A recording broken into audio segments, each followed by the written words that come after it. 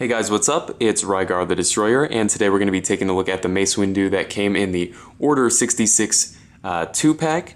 This was originally a Target exclusive, and I'll go ahead and show you the packaging because it is pretty cool. Here it is. I've already shown this off in the Galactic Marine review, so I won't linger on it too much here, but it's really cool. It's a tube packaging, and it's a 2-pack, and it's got like embossed lettering on it. So overall, I think if you're an in-the-box collector, in the package collector, this is definitely one to track down just because of how different the package is here. And then on the back, it's got a picture of Mace Windu as well as the Galactic Marine that it's packed with. So, like I said, I won't linger on this for too long, so let's go ahead and get back to the figure itself here. Mace Windu stands at about 3 3/4 inches tall, so he's right in scale with all of these Star Wars figures. And I would say for most people, this is probably a downgrade as far as Mace Windu is concerned. But for me, it is definitely an upgrade. My last Mace Windu figure was from Episode 2, so the articulation was fairly limited. And the sculpt wasn't bad, but this one's definitely better in my opinion. That being said, it is not great, but I'll talk about that a little bit later here. His one and only true accessory here is his lightsaber, and there is a ton of paintwork done on the hilt, and then it's got a nice translucent purple blade here. I don't believe that it is removable, and no, it's not, so the blade is definitely not coming out of the hilt here. And then his other accessory, I guess you could count it as an accessory, is his cloak here.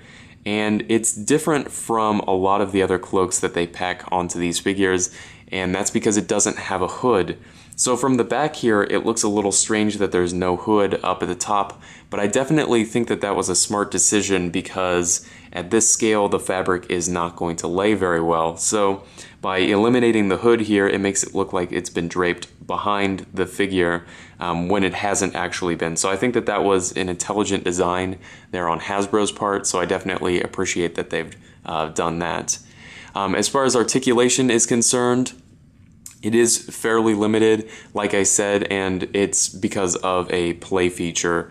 I don't really like play features, and for whatever reason, I keep buying Mace Windu figures that have play features. This one's almost identical to the other one that I have, and that is if you squeeze his leg, he kind of flicks his lightsaber out to the side here.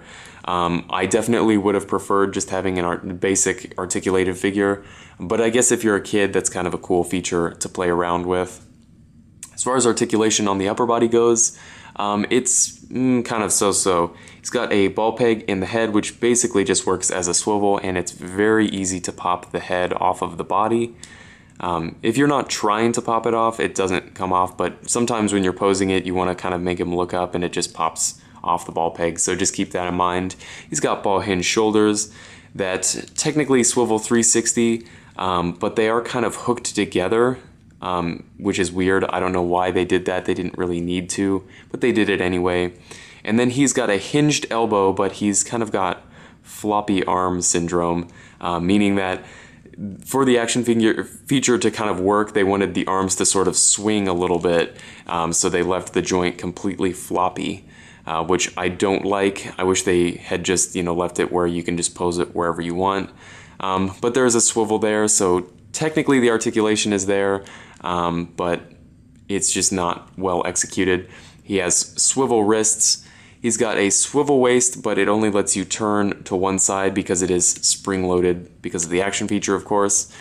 Then he's got hinged hips, and then that's it for the entire body. So this is not a Mace Windu figure that I would recommend tracking down just because he's a great figure. He's definitely just kind of middle of the road, and for a stand-in, figure, he's fine, but he's not really that posable, even though he does have quite a bit of articulation in his upper body.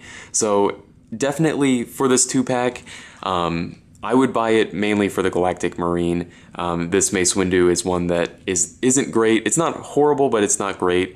So just keep that in mind when you're buying this pack, or try and find the Galactic Marine on its own. So if you have any comments or questions, please leave them down in the comment section below, and I guess I'll see you later.